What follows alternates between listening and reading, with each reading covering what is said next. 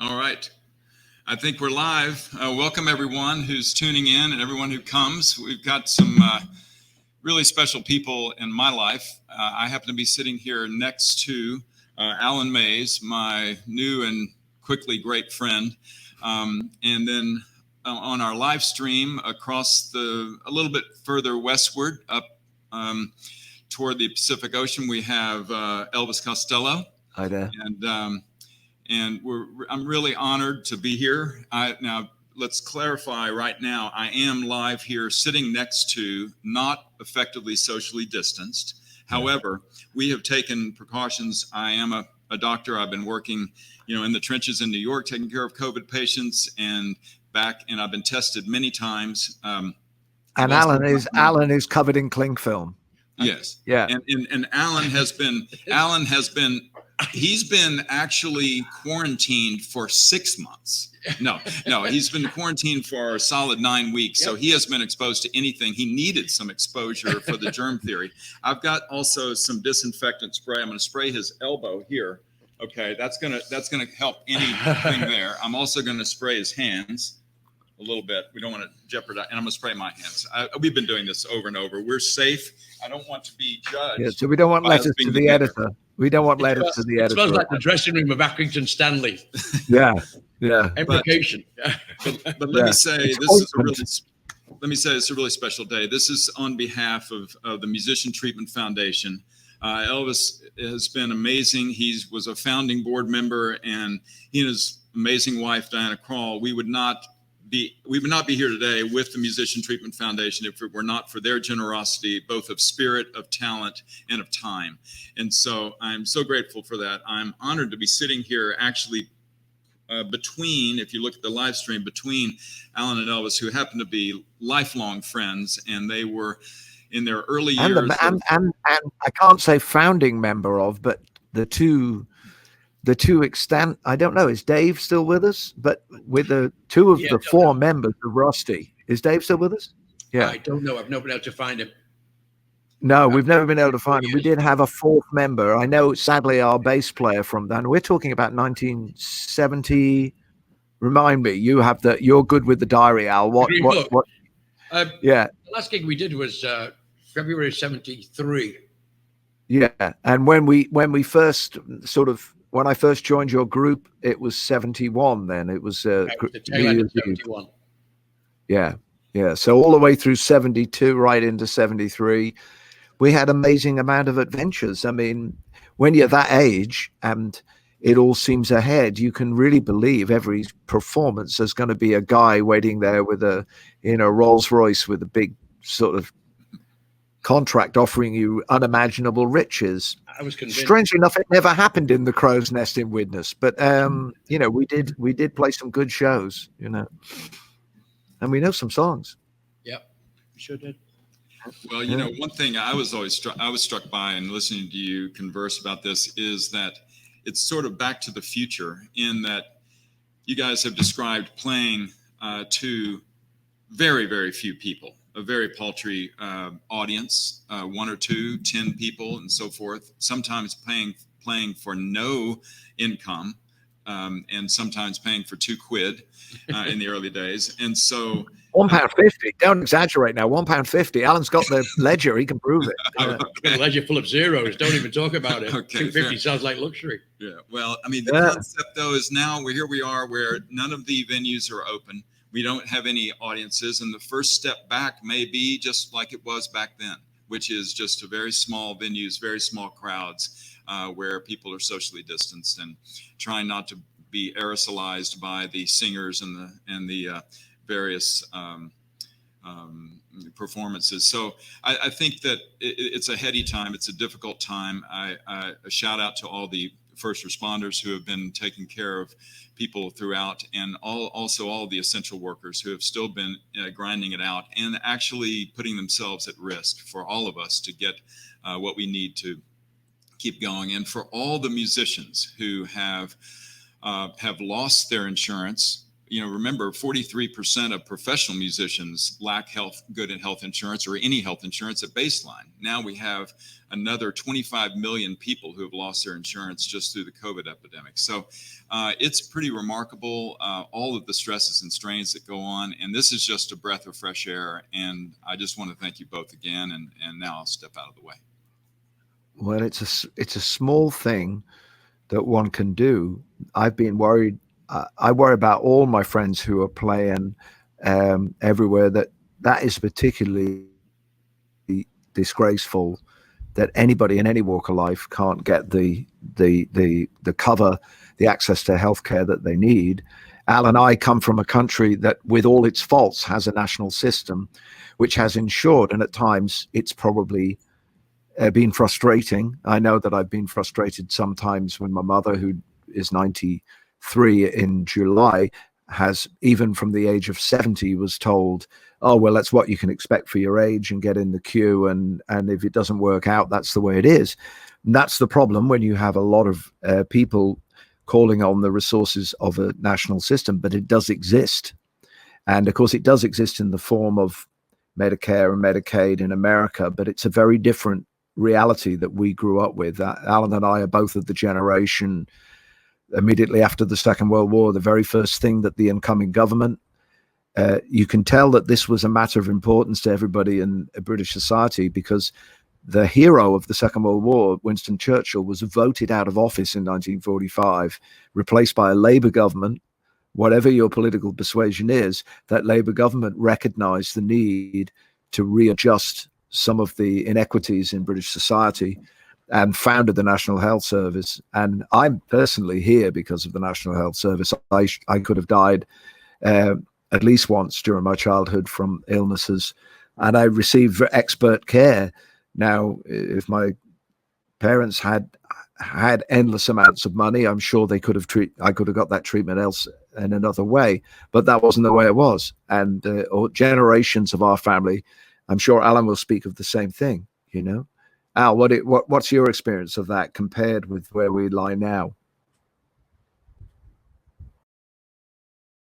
Yeah, I was asking Al what his experiences were, and how we compare that to all the people that we know, other musicians that we come across. You have friends in this situation other than yourself with limited access to healthcare now.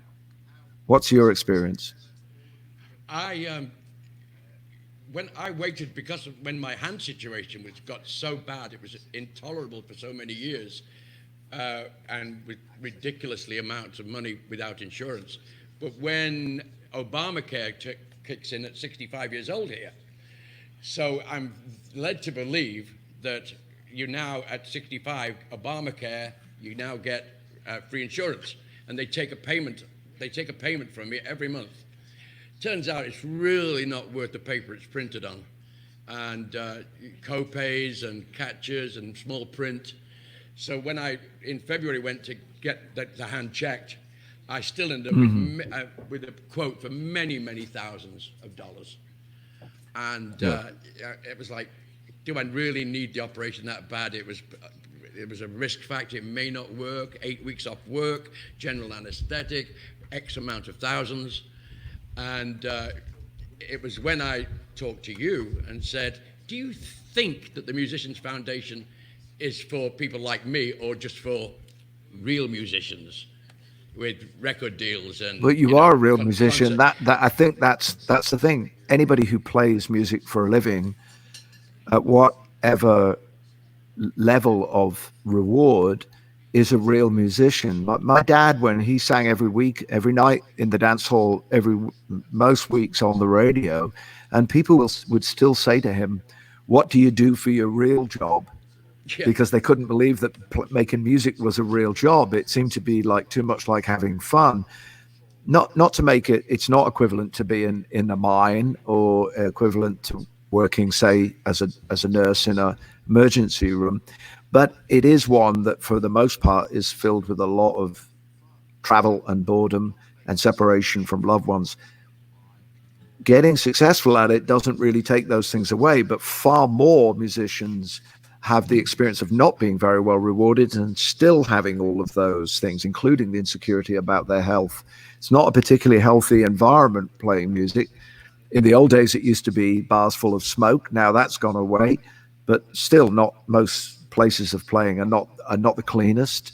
So we're, right now, I would think there'd have to be a rethink about a lot of things, as we get back. But we must be optimistic. We mustn't. Obviously, the things that you express about it's not for us to debate how healthcare is administered in America. What I have my own opinions about what seems unequal and what the motivations are, but that's not something we're debating here. We're trying to get to put it across that there's a mechanism here that can help a specific group of people who we are addressing these comments to. And that's people like yourself who may have put off the experience of, the going through the difficulty of having something done that involves anesthesia and things that people are often quite afraid of, understandably. We should probably make it clear that I have a different issue to you, right? You had carpal tunnel, and I have, how do you say it again, Alton? Dupuytren's. I always say Dupuytren's with a kind of a French accent. It's sort of a French with a Texas twang. Kind of a French Texas kind of way. But could you explain what that is for those that don't know? So people who have Northern European heritage have a very interesting, benign problem that actually creates a thickening of the tissue in the palm that's not tendons, but it acts like it, and people think it's tendons, and it will draw the hand down. It develops gradually over time, and it can lead to a great impairment of the hand function, especially for someone who's trying to, for instance, make bar chords and finger pick and so forth. It can have a very significant impact. But even something as mundane as reaching into your pant pockets, as they get bad enough, you can't straighten your hand out. And it can prevent a pianist from laying their hands out, from a trombonist fully extending their fingers out at the low notes. A variety of musicians are affected by this. And as you pointed out, the problem is it's a benign problem. It's a meticulous surgery. And as a musician, let's say you are well insured, but you're still worried about losing. Everybody should be a little scared of surgery if you're psychologically healthy. It's not a natural state to be in. So everybody has apprehension. Musicians even more so, who make their living with their hands and their voice, obviously, but mainly with their hands. And so the threat, the worry about getting worse, not better, inhibits a lot of people. And then on top of that, you have the actual surgical recovery itself, which can take a significant chunk out of one's touring schedule and so forth. So it's always weighing these factors, and then you throw in the fact that so many lack the resources to pay for such absurdly expensive surgery, and you've got a quagmire of worry and concern and delays and costs and so forth. And so I think I told you that my father, it is, and I know it's an inherited condition because I have a half brother who's a drummer, who also has it and had the operation recently. And I tried to persuade my father to have it done. He had, when it became really critical, he'd actually retired, but he had continued to play the trumpet in sort of church functions and things to do with my brother's school. And I know it gave him a lot of pleasure to play. But I could not persuade him, and he had it in both hands. And towards the end of his life, when he had Parkinson's, I had great fear that his lack of a grip would be something where he might have had a mishap. So you can really see how something that starts, you start out with the idea that I can adjust to the inhibition, and I did for a while. And Allan, I know, has said, even with the carpal tunnel, it's pain you're working through. Isn't that right? It doesn't close your hand in the same way, carpal tunnel. Explain that. There was never pain. It was the exact opposite. It was zero feeling, like trying to play guitar wearing boxing gloves. Oh, I see. See, I don't understand it. You didn't explain it. I always assumed it was pain. Pardon? Yeah. I've always assumed it was pain. No. So it's the opposite. It's you're not got the sensation. I'd be I had to bang my hand on the wall behind me, like, come on, get some blood down there. So we're going to.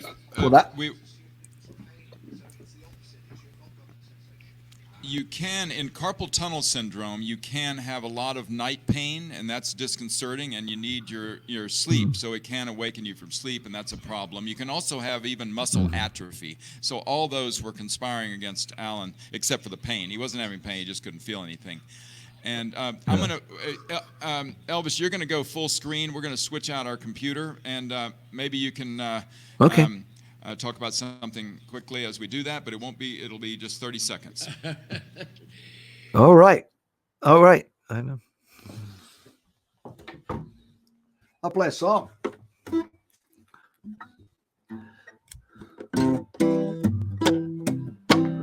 I've been waiting my time just to talk to you. You've been looking all down in the mouth, down at your shoes. Oh, baby, I come to tell you the news. I paint rainbows all over your blues. I know you've been spending a lot of your time up in your room. And at night you've been listening to the dark side of the moon. You don't talk to nobody if they don't talk to you. So Alton and Allan and me came here to sing you a tune.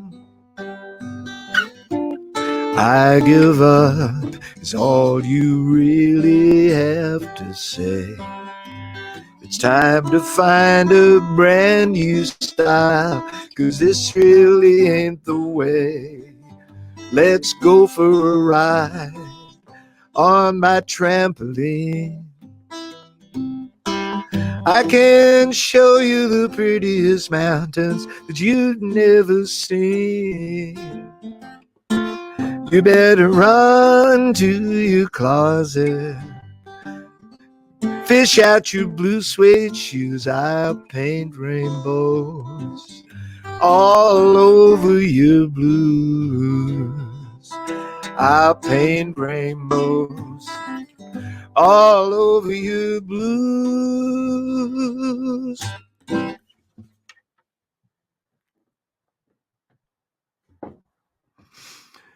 Well, I'll just talk to you some more while we're on the line here, though I don't know who's watching or anybody, whether you can even see me.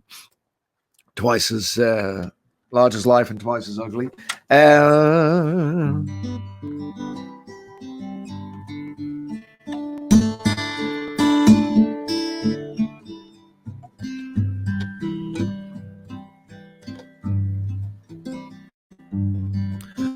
At my door the leaves are falling, the cold wild wind will go on. Sweethearts walk by together, but I still miss someone. Oh, I never got over those blue eyes. I see them everywhere, and I miss the one who held me when all the love was there.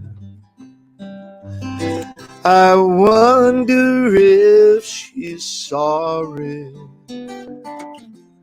for leaving what we have begun. There's someone for me somewhere, but I still miss someone. I still miss someone. I still miss someone.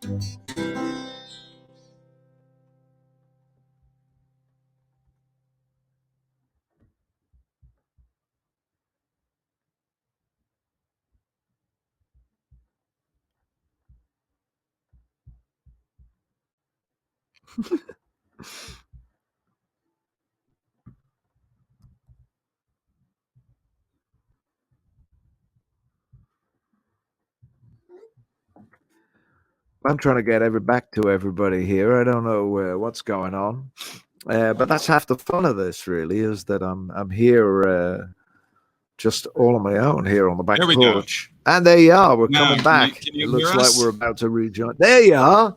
I thought I was going to have to play half a dozen more songs. Well, I don't even know whether it was online while I was singing. Was I online? Was I online while I was singing just then? I don't know. I was just singing to myself, I think. You're doing very well. All right. Can you hear us now? So I did a couple of. Can you hear us, Declan? Yeah. Yeah, I can hear you fine. Yeah. Yeah. You're not getting me, are you? I know. We did all that rehearsal and it was just all for now. Yeah. Okay. You were definitely. Yeah. Thank you for protecting us and saving us from abject. Oh, yeah. Lucky I know some songs. Okay.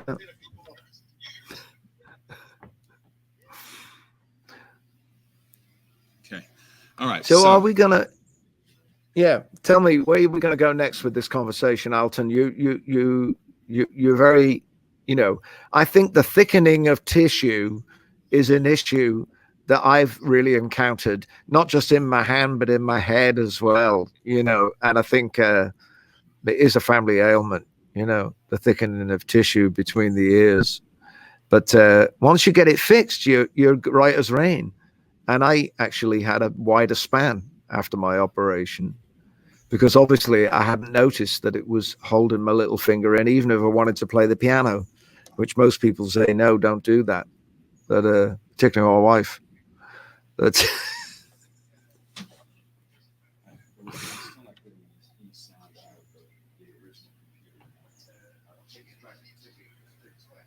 have you got me?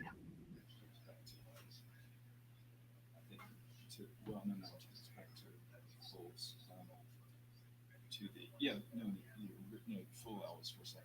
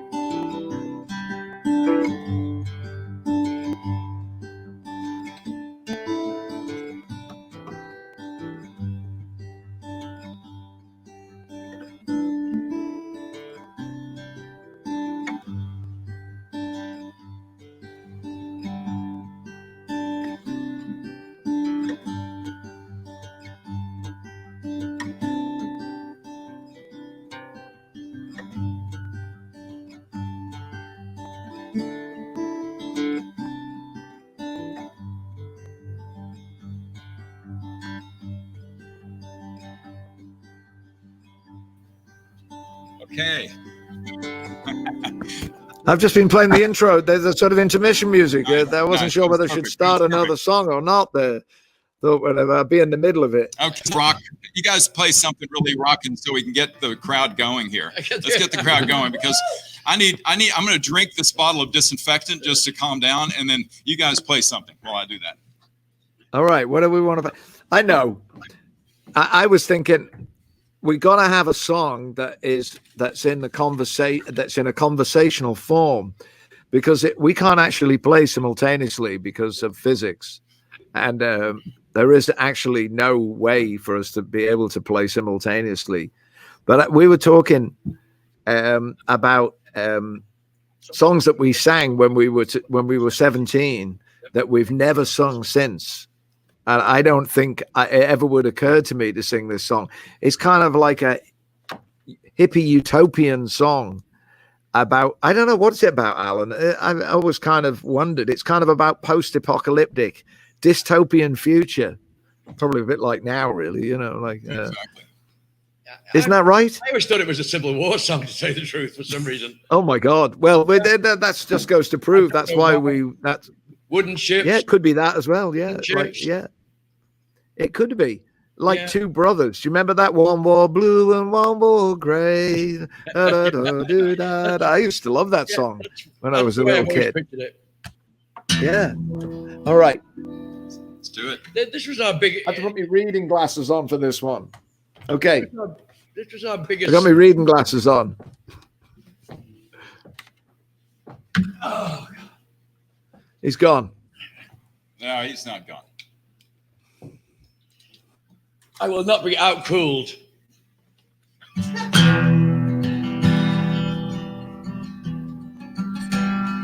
If you smile at me, I will understand. That is something everybody in the world does in the same language. You should see the glasses. I can see by your coat, my friend, you're from the other side. There's just one thing I got to know. Can you tell me, please? Who won?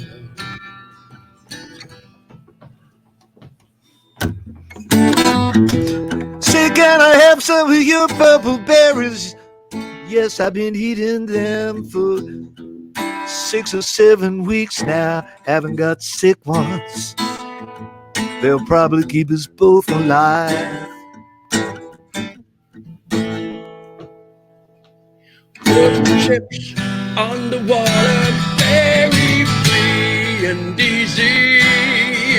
You know the way it's supposed to be.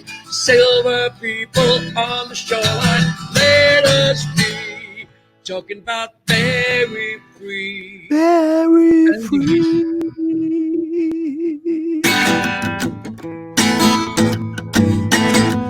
Horror grips us as we watch you die. All we can do is echo your anguish cry. Stare as all human feelings die. We are leaving. You don't need us. Go, take a sister and by the hand. Lead her away from this foreign land. Far away, where we might laugh again. We are leaving. You don't need us. You don't need us.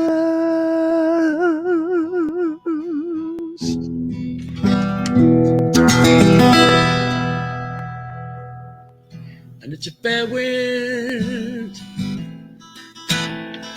blows hard across my shoulder.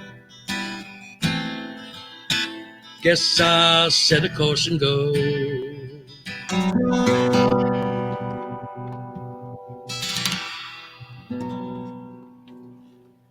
Very nice. Very nice. Wooden Chips by David Crosby and one of the Jefferson Airplane people. Paul Kantner. Kantner, yeah. I know it's a great song. It's like, as you said, I unencumbered by my Duplatons, I would sometimes take off into some sort of guitar solo in that one. You reminded me, I don't know why that was. Why did I play guitar? You're a much better guitar player. That's like because you knew the words. Shiny white Gibson copy, and you had to play it. Yeah. Go on, just get on with it then. Yeah, I know. If you what must. a crack. Yeah. I can clearly remember the Yankee clip of that white guitar. The only time I ever remember seeing it at a gig. Yeah. And I think that after a while, I think I also. Did we have pickups on our guitars or just use mics? Because I had a de-Armond on my guitar. I think we had some kind of cheap clip on things. Yeah, I had a de-Armond pickup at one point. Yeah. I don't know whether I had it by then. And that's actually, if you crank it up through an amp, it sounds pretty great. That's actually the kind of setup that J.J. Cale used.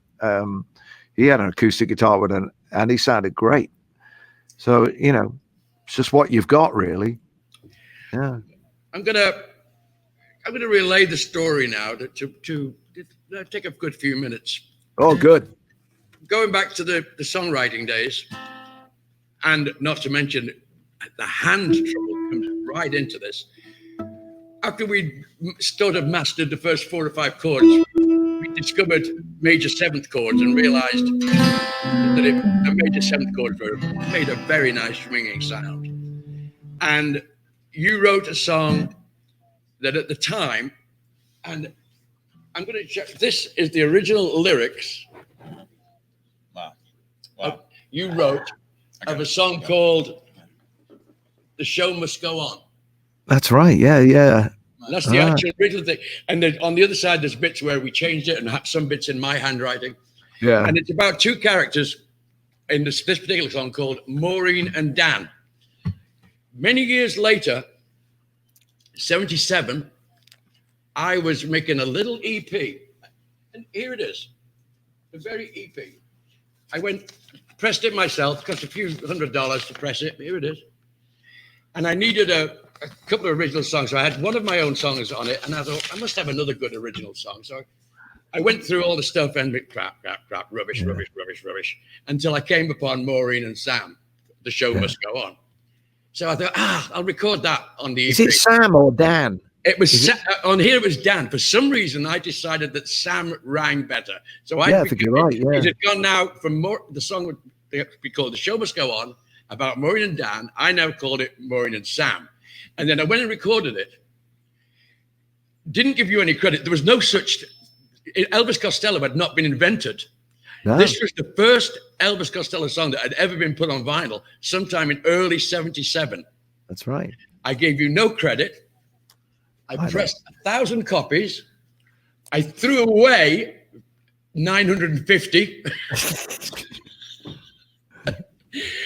And 949, you've got one there. Yeah. Sold a few of them. Last month, one of them sold on eBay for $150. Wow. It's because I'm a legend. That's a big improvement on our first fee. It was a big improvement of the entire investment. I threw away 950. What would I give to have those 950 in my hand right now?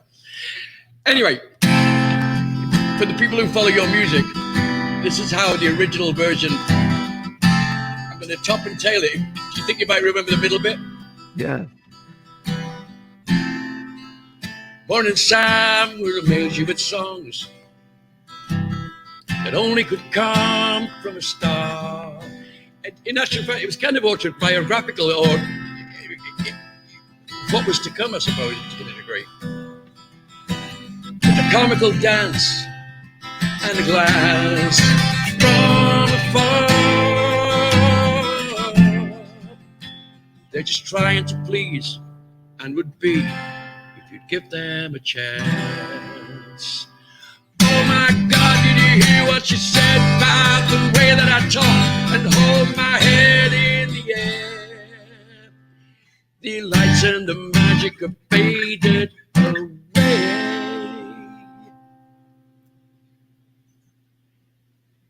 A couple more verses in that, and it ends with this. Maureen and Sam never were a success, but their picture still hangs on the dressing room wall. The glory that comes and the glory that goes.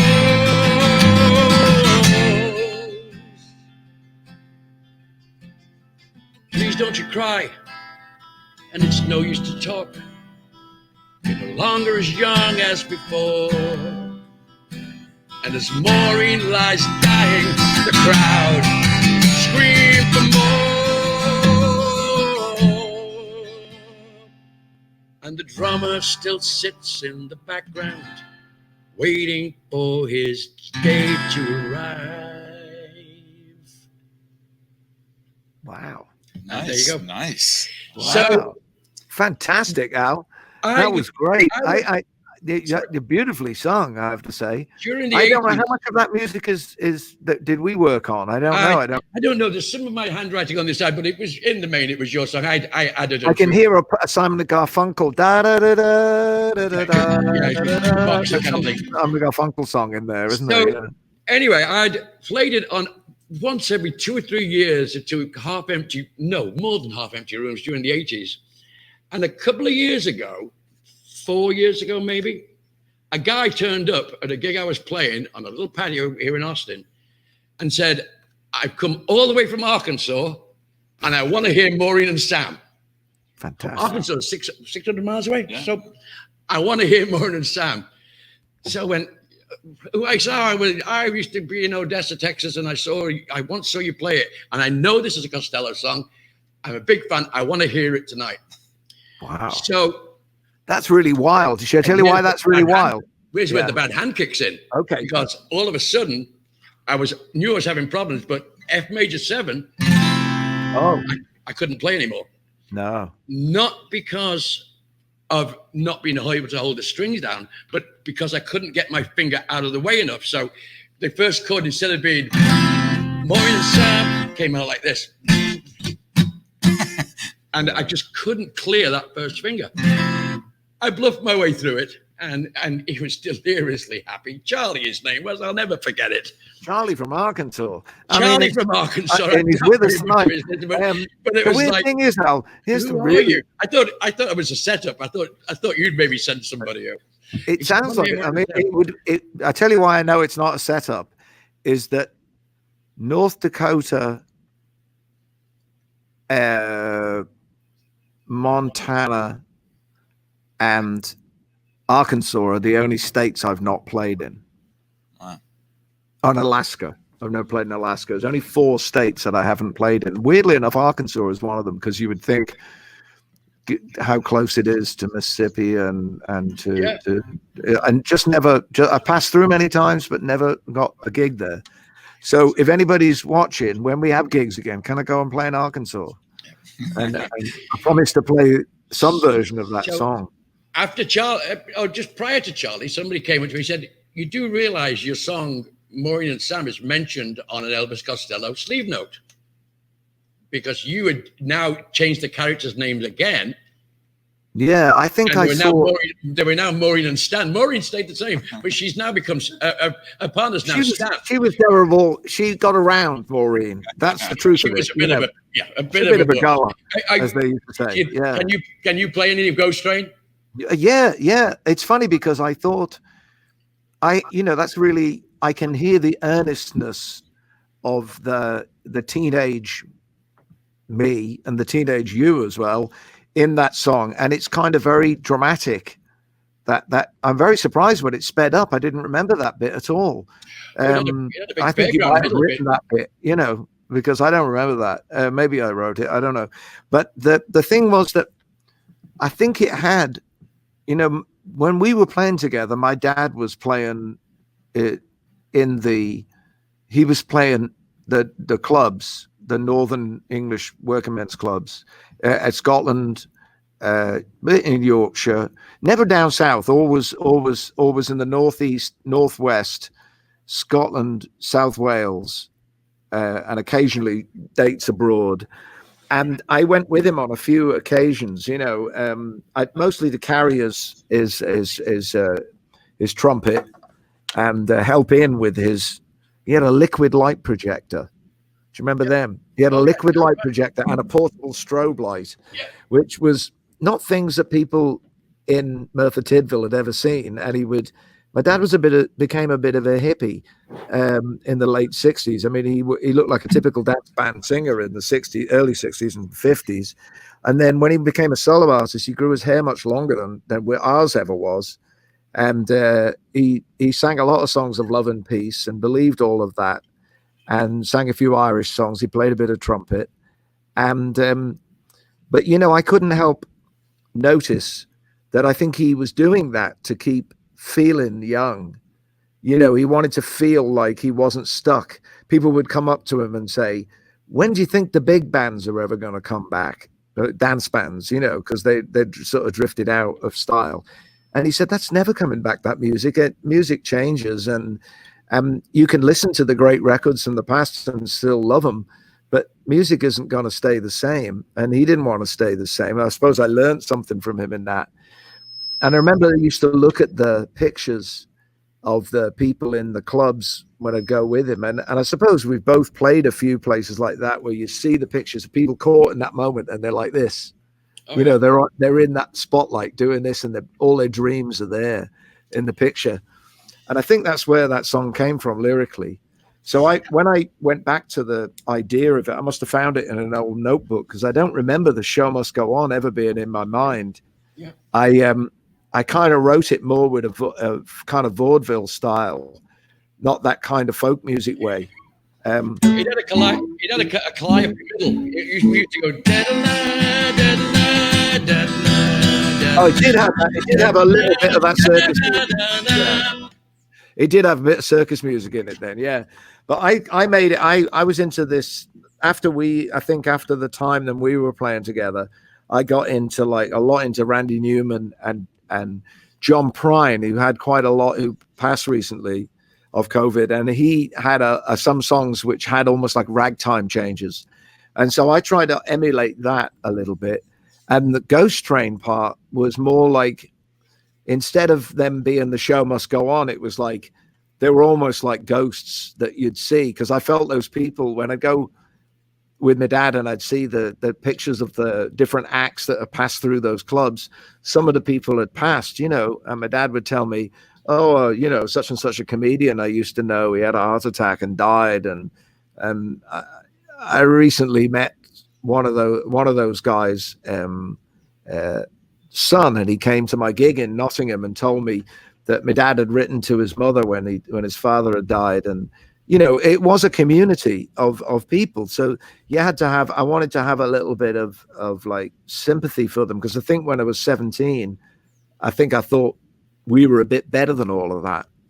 Yeah, you know, I did think I was a bit of a snob, like a lot of teenagers are. And then I realized that, you know, eventually you become Archie Rice, you know, the Laurence Olivier character in the Entertainer by John Osborne. You know, you become some horrible old kind of fraud down at the end of the pier, kind of still singing Allison and, you know, trying to fool people, and it matters to you. I mean, that's what I've always feared, that it would be like I wouldn't be able to feel it as real.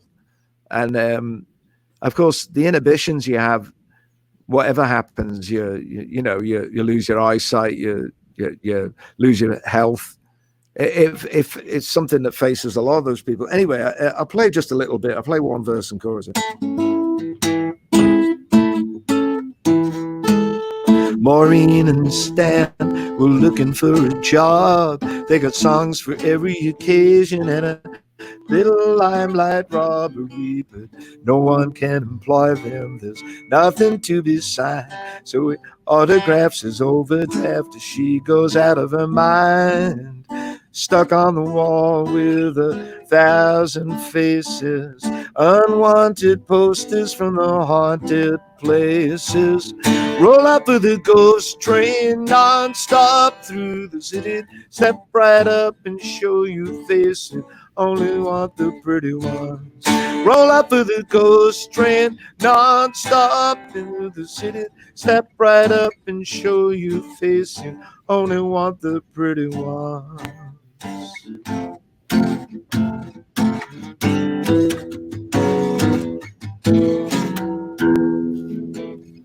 Maureen and Stan at the skating rink, looking for the drummer who threw up in the sink, laughing and singing, dressed up like dice. Maybe they could freeze to death out there on the ice. Look at the graceful way she dances. One foot speaks, the other answers. Roll up with the ghost train, non-stop through the city. Step right up and show your face, but only want the pretty ones. Roll up with the ghost train, non-stop through the city. Step right up and show your face, but only want the pretty ones.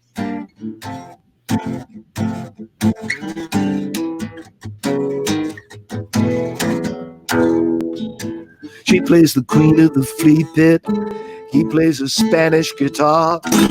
He plays that guy from a waitress. She's not seeing any stars. You can be refused and you can be replaced. You can change your name, but you can't change your face. And as they make believe it's just another holiday, they turn on each other when they hear that joker say, roll up with the ghost train, non-stop through the city. Step right up and show your face. You only want the pretty ones. Roll up with the ghost train, non-stop through the city. Step right up and show your face. We only want the pretty ones.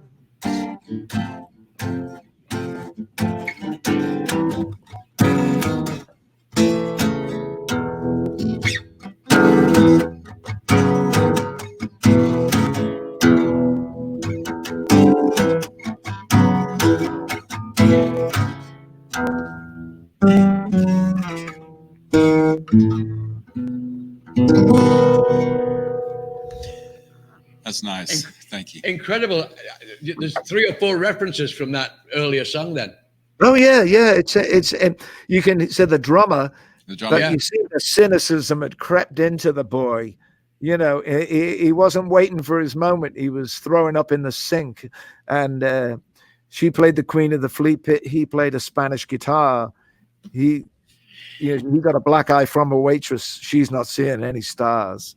I still sing it. I tell a slightly romanticized story about being with my father in Blackpool, and it is perfectly true. I think it was the Central in Blackpool, and I think I invented a curtain. I don't really think there was a curtain there, but in my imagination, I was behind a curtain, and my dad had given me a stack of sheet music, and I couldn't read music. I'd only read chord symbols, and he kind of came, I think, and handed it to me just before the announcement, and there'd be the MC, up there, which you'd be familiar with, talking and saying, ladies and gentlemen, we've got a very good act coming up now, and then we'll have the bingo, and it was always like they were always promising something else. And my dad looked me in the eye.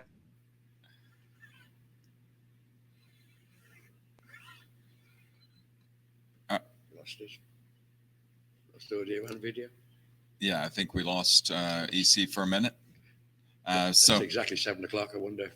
No, I don't think so. I think no, he didn't know it. No, because we're still there. We'll still yeah. I mean 7 o'clock for him. Oh yeah. So they'll get him back on. So Allan, let me ask you something about. I'm back. Oh, you're back. I was in the middle of the I mean, it was right at the punchline.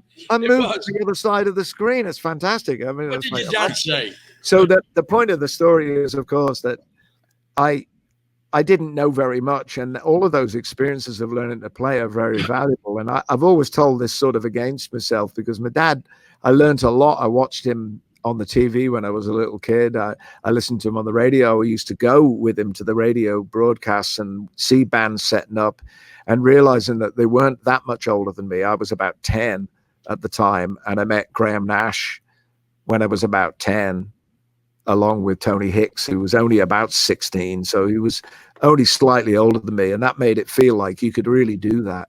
And when I got to finally, it was only 7 years later, 17, I was with my dad in this club, and I tuned up. I didn't even have a pitch pipe. That's how badly organized I was. I didn't have a tuner, a pitch pipe, or nothing. So the organist gave me a note, and I tuned up to the organ. As we started to play the first number, I heard the organ, as I counted the first number off, the organs are really weird, like Hammonds and Larrys.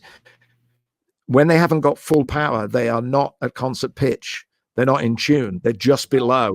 As the motor comes up, it sort of goes into the pitch. So I was suddenly like a semitone out of tune with the band. Oh, perfect. Of course, it was the worst nightmare because I was not wanting to let my dad down. And my dad left my mum when I was about 7 or 8. And although he was around, it was very important for me to spend a little bit of time with him playing. And even though I kind of talk somewhat romantically about him, he wasn't really around very much. And he wasn't very good at the example of being a father, at least. And I went on to be exactly as bad as him. But the point of it was that at 17, all I wanted was to do a really good job for my dad, So fortunately, I have this guitar I can illustrate here. It's like a 160E, like John Lennon used to play. I just got the control, turned it right off like that, and mimed the whole show. Oh, nice. So I just, nobody knew, because they weren't really expecting a guitar player. Most of those bands were just organ, bass, and drums. Right. And sometimes not even a bass. They would just be the bass end of the organ. And my dad was out there singing everything. Everything is beautiful. He's singing 7 Drunken Nights and all these songs. And I'm just reading the sheet music, but I couldn't possibly transpose all the songs a semitone. I couldn't step them down. I didn't know enough to do that then. So I just played the whole show like this. You just go, well done, son. Yeah. No, you did it. You played a blinder, son. You played a blinder. And they never. And I've said that. I mean, the point of the story is, I've said it was really a great apprenticeship for being in show business, because there's an awful lot of times when you make a record where, of course, they don't want you to play. They want you to just be a goldfish on TV, kind of miming along with the record. So it was perfect. It's perfect, really, for some of the more idiotic things that you get to do. But you should never forget how to actually play. That's the truth of it, Yeah. Let me ask you both. These are, so many of your stories are based on your reflections from live performances, from touring, from hearing somebody and how they influenced you and creatively impressed you and so forth. And this time that we're living in right now is incredibly uncertain. You guys are not able to perform live. You've had to cancel tours. You've had to cancel all of this, as have almost every other musician on the planet. And yes, you're able to perform and live stream, but so much of the experience seems to be reflecting off of the crowd, off of whether it's turning off your guitar and miming it just to get through and get a performance in if you're not on pitch. And what advice can you offer, not just to your fellow musicians, but to all of us, about the uncertainty that you're feeling? You don't know when you're going to be getting back on tour. All your roadies and all your stage hands and musician friends and partners and so forth are all just obviously, withering on the vine to some degree, and you're having to muster creatively, you're having to muster emotionally about this uncertainty. What can you say, both of you, to that waiting and not knowing? Patience. It is patience, really. Yeah. I think, Al, you should say first. Go on, you say. How do you feel? Definitely, I don't agree with rushing out there next weekend like some of Texas wants us to. The thought of playing to people in masks, tape around places, don't walk here, don't walk there, stopping people on dance floor. It just sounds like a nightmare to go to work in that environment, not to mention the risk factor of catching something or spreading something and people dying. Patience. I think people are going to feel very weird as well, aren't they? They're going to feel the first few. Like, if I can say jack shit, that's the name of the band that Pete Thomas and Davey Farragher have with Val McCallum, a country band in that they play in when we're not on the road in the Imposters. And they're being asked to do a club date and I think they've worked out some way to make a sort of stipend, like you get a ticket to see the concert from home or something like that. And I think that's really imaginative. And in the short term, that might be one way. But of course, it still requires those 4 or 5 people to go, and there still has to be a sound man. There still have to be go to the club. There still, as you said before, they still have to they have to use the facilities at the club. They have to get there. That somebody has to film it. So there's still exposure. And somebody has to pay them. That attitude, yeah. Some of the big venues like the Albert Hall in London have said that they're going to be asked to open with only 30% attendance. And the management said they have to have 85 to make the place work. Wow. But that also throws out of work not just the musicians, but the people that work there, the people, everybody from the people who clean the place to the people who show you to your seat, the ushers, the ticket officers. With myself, obviously, the band and we trying to keep moving creatively. We're trying to record the best we can from where we are, or at least share our ideas.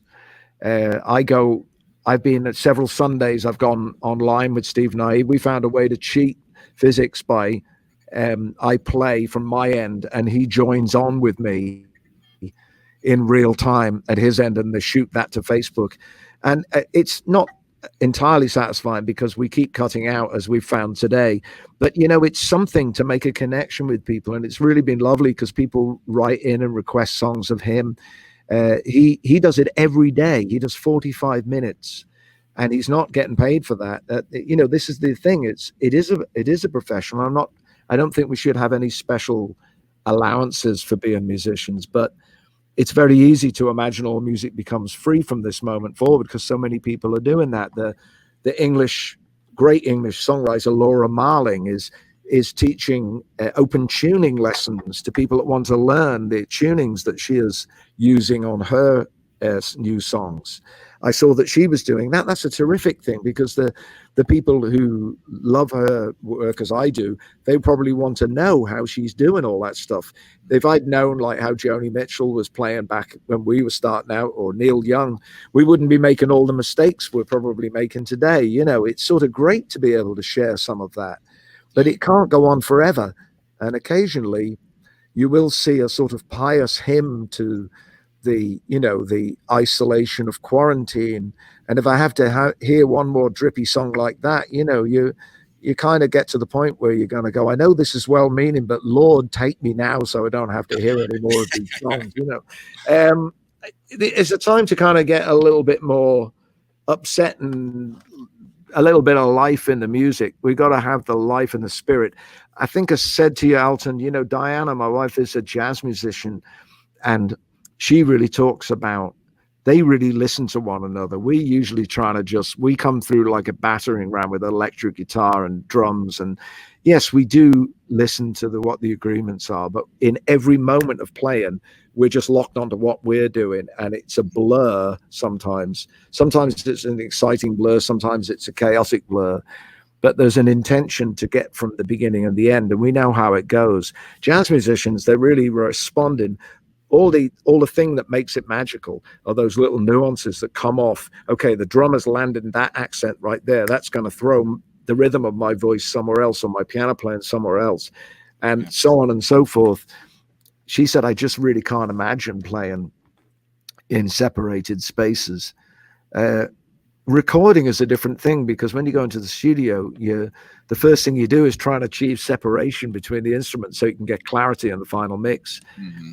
I've made lots of great records. My first record I ever made was an 8-track studio that was the size of a phone box. So you had no choice but to accept every instrument was bleeding into every other instrument. Sun Records is like that, a tiny little room. And look at all the great records that were played there. I visited Motown in the 80s. I met Motown in Detroit, and I imagine that was a cathedral when I was a teenager. I imagine those records were happening in a cathedral, something magnificent space it must be, and that Marvin Gaye was singing in. And then you get there and it's a tiny little room, and somehow they managed to make all that sound. So I suppose, people are making records at home. They're using their ingenuity as they always do. I've written a lot of things while this has been going on, and I'll just keep writing.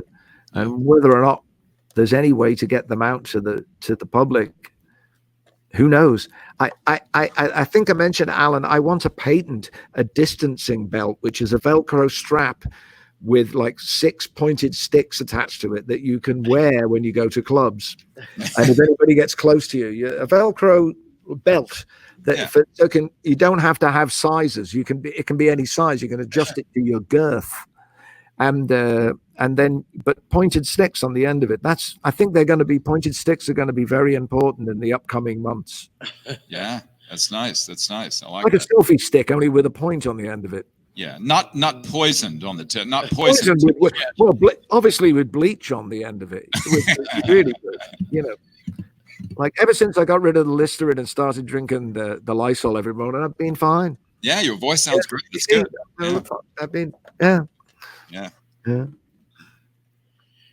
Yeah, I think that the only thing I would add is that it must be fascinating. I'd like to know, because both of you have been doing live streams, and what is the difference between, you're lucky enough to have a dear friend back and forth to reflect off of and to give you, just a sort of a foundational frame of reference. But what about what you're normally getting from the live audience? Their smiles, they're shaking their head up and down. Oh yeah, they're feeling it. They've got their eyes closed. They're in the groove. They're listening to you, and that must feed you. And how do you muster that? Is it just completely different to be playing to your laptop and trying to muster the same feeling? What is it? How does it differ? We are in two completely different worlds. I wrote the book on social distancing. You know how many times I play to an empty room. So Alton, this is no different to me sometimes. Wow. We've played empty rooms at the early part of the night. We've played empty rooms.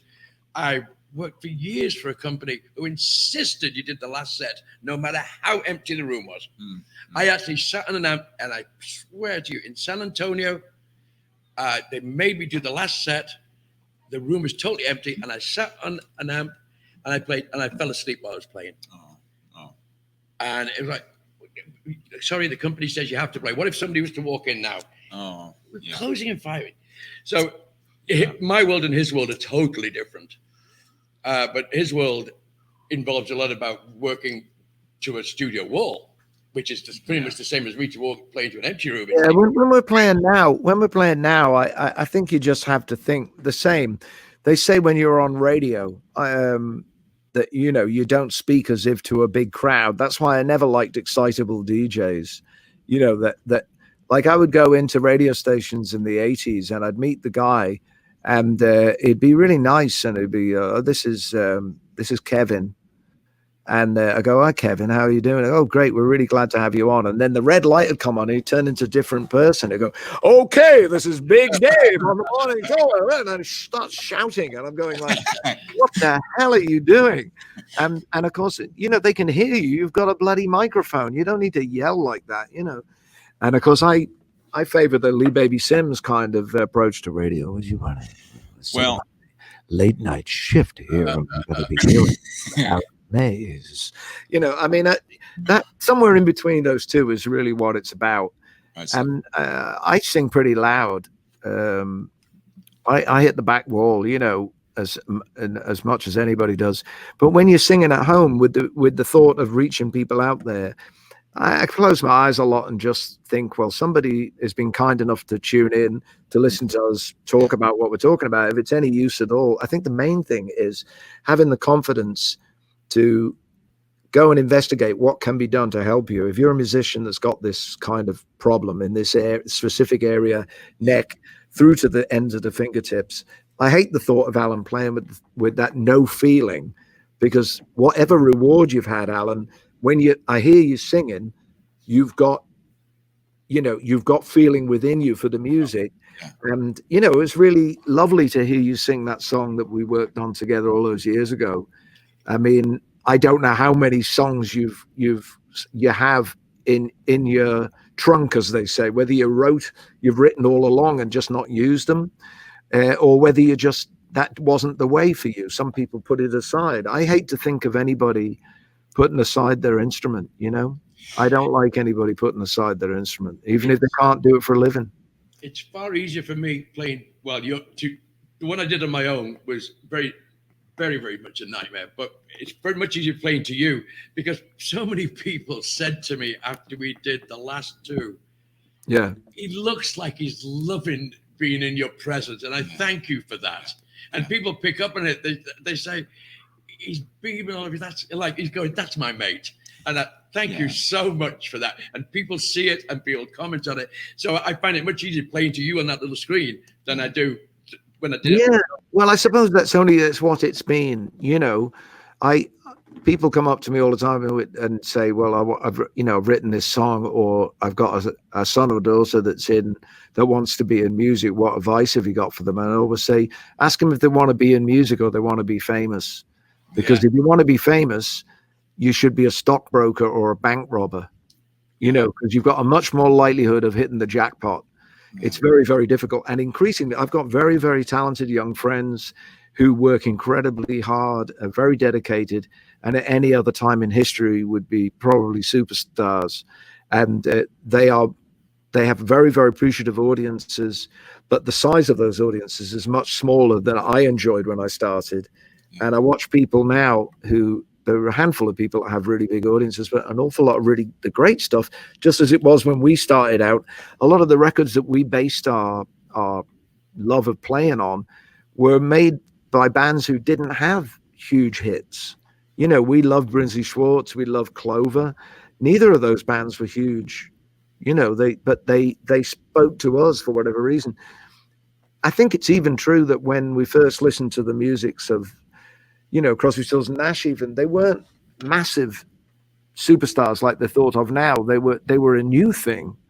That was a new thing. When we played Wooden Ships, that was a relatively new song. It was only about 2-3 years old. Yeah. So we were playing something. It wasn't even in the charts. It was in the underground chart. It was in the the late night show that played albums, what would have been called FM radio in America. The Radio Luxembourg used to play whole sides of albums sometimes. I remember them playing the whole of After the Gold Rush.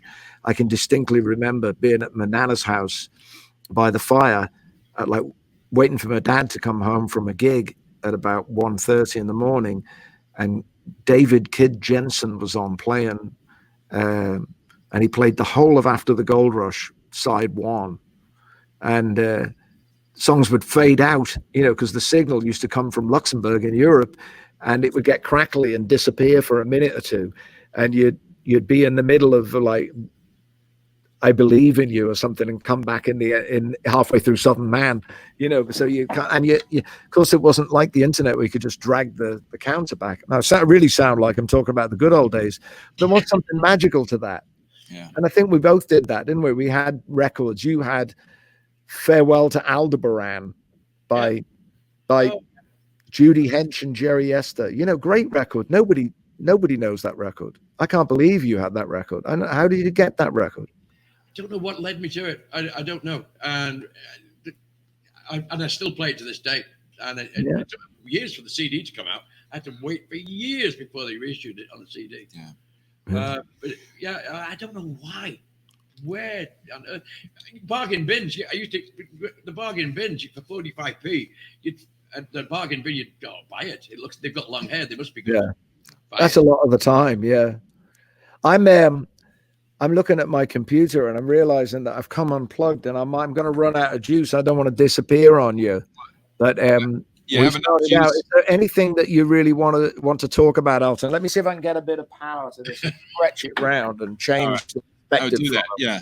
So, I think what I'll say editorially while you're plugging in and getting some more juice, Elvis, is that, Allan, your humility is becoming legion for me because you're immensely talented and immensely feeling, and you're an amazing guitarist, and you seem to have a lexicography that defies logic and the great data computers. And so I think, that takes us back to sort of our mission and our purpose in helping needful musicians. All we can do is just do what we do, which is to provide some free care for under and uninsured professional musicians for their shoulder, elbow, and hand problems. But,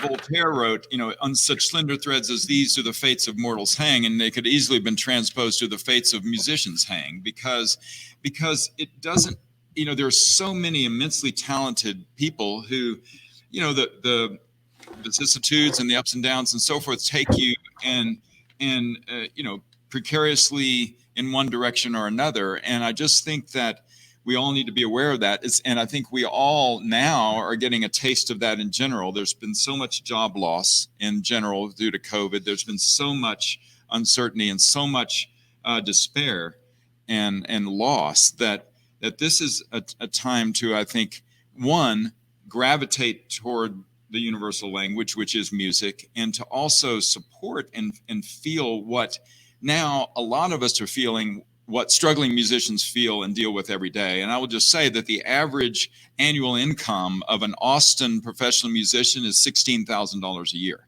Mm-hmm. And, so it's and yet every time I would come to town, that would be the thing I would look forward to, because there'd be somebody playing music somewhere. Yeah. And, it's true to say that when we were playing in Liverpool, the scene was quite quiet. Obviously, it'd been a hive of activity in the 60s with all the bands coming out of the Cavern, but the Cavern shut down the year I left. It was actually knocked down by the corporation, and the Cavern that you go to now is sort of adjacent that all the tourists go to. But now Liverpool is like a little bit like Austin. And I think about my musician friends there, Ian Prowse, who opened for us. I know he's doing a thing every Friday. He does Monday nights at the Cavern, but he's doing a thing from his home. Another friend of mine is a great jazz musician from Brooklyn, and he stands on his balcony, like he's got like outside of his bedroom, he's got like a little balcony, and he stands there and he plays the saxophone to the street, and other musicians who live nearby come and stand in the garden. And then there was somebody playing on a melodica. I think his son actually was playing on a melodica in the garden. And then there's a girl walks by from the neighborhood and she's dancing to the music. And I think you can go, Roy Nathanson is his name. And you should go if you can find it. It'll be under his name or the Jazz Passengers.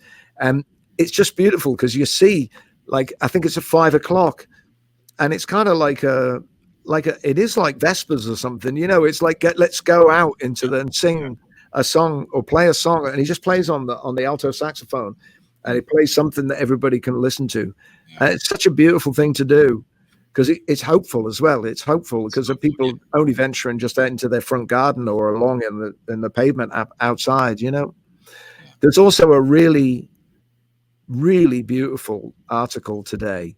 I mean, by the great saxophonist Sonny Rollins. There's an amazing essay that he wrote about art and about music. And I would encourage anybody, if they haven't seen it, to seek it out, because what he says in that article is so hopeful. He's retired from playing now. He's getting up in years, and let me see if I can just find the opening lines of it, because I think it speaks about everything that we've been talking about. And let me see if I can find it here for a second for you. Bear with me. Well, I'll here it is. Here it is. Yeah. It says, when people talk about art, they tend towards a specific type of question. Who was the first to play a tune? Who owns a specific style? Who can judge when borrowing crosses the line? Those are questions for a political, technological world. To my mind, the debates about black versus white, whether a guy can make $100 a year or $1 million a year from his art, are just dead ends.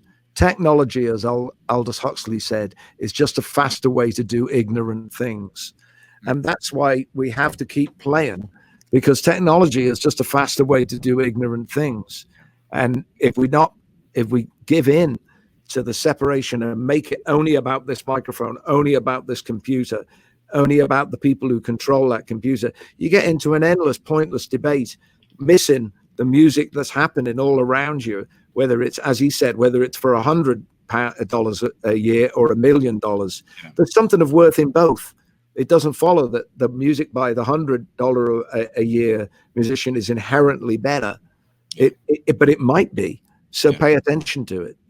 That's I think if I may presume, I think that's what Mr. Rollins was meaning by that. It's a really beautiful, really very beautiful essay. And we're fortunate to live in the time somebody would think who's seen so much art and music and can talk with that kind of clarity, more clarity than anything else I've read in the last 9 weeks. Well, it is a very unclear time for sure, and we do need clarity, and we need less polarity, I think. But and that always makes me want to. I always think back to a song that both of you know extremely well, and a song that you made famous, and it's one that always moves me. And I think, if I may be so humble as to request a few bars of a little peace, love, and understanding. Okay, well, we're going to have to do it turnabout. Al, why don't you kick it off? You kick it off. I barely know it, I've never ever played this song in public. We're losing the light.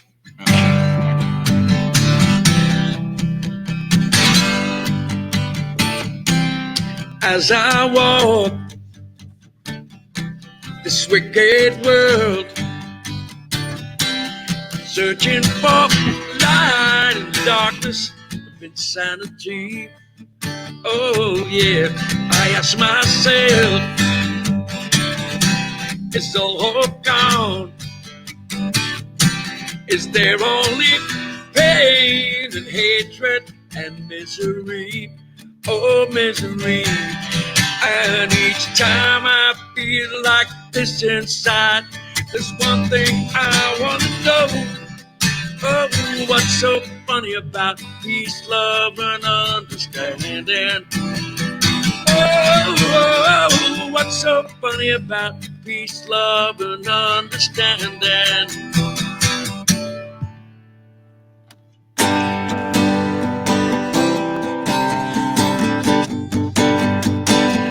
As I walk on through troubled times, my spirit gets so downhearted sometimes.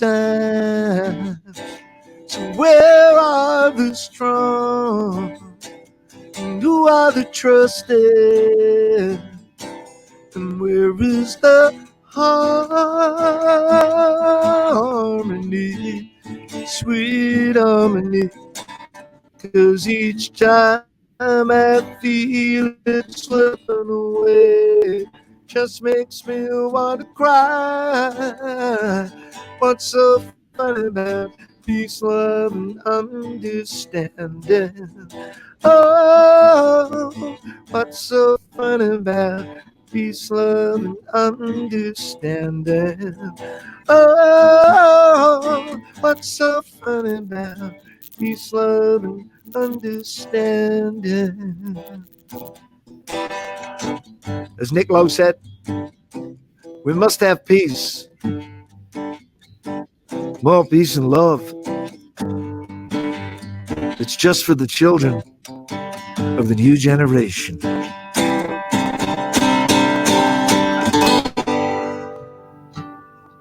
Nice. Thank you. One day we'll do it in the same room. Yes. I know, one day we'll do it in the same room. Because we're missing the harmony. Yeah. Yeah. You want to sing one more, and then we'll say goodnight? Yes. You want to do that ballad? Because I tell you what, I'm going to surprise you on the end of it. I'm going to tag it with a song that came out of your record collection. So here's an admission of where I stole part of the idea for this song, and I won't reveal it till the end. Just like you had that surprise with Maureen and Dan. So go on, you give it a go. Go and get the ballad, because you sang it beautifully on the other show. Oh, it's so funny to be seeing you after so long, girl. From the way you look, I understand that you were not impressed. I heard you let that little friend of mine take off your party dress. I'm not trying to get too sentimental like those other stinking Valentines. I don't know if you are loving somebody. I only know it isn't mine. Allison, I know this world is killing you. Oh, Allison, ain't it true?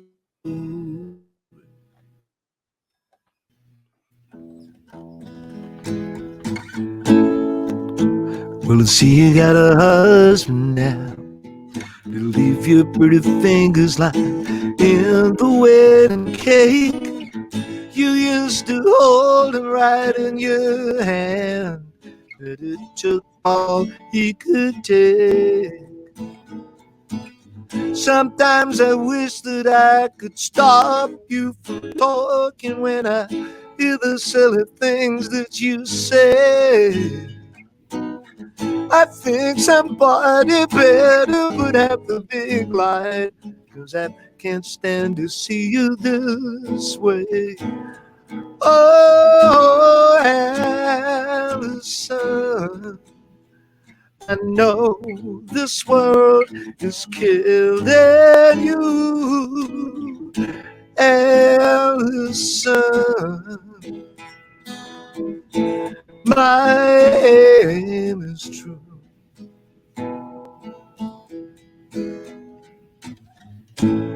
Street choir, sing me the song for the new day.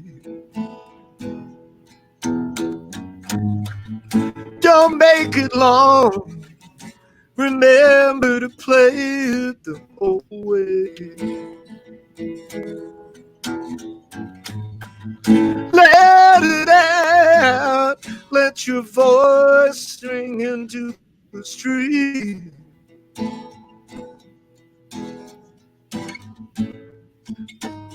This shall be complete. Why did you leave America? Why did you let me down? And now that things seem better off, why did you put me down? You know, you just can't see it now. In mine, you were crystal ball. You know, I just can't see you now. That's not my job at all. You know, I just can't see you now. That's not my job at all.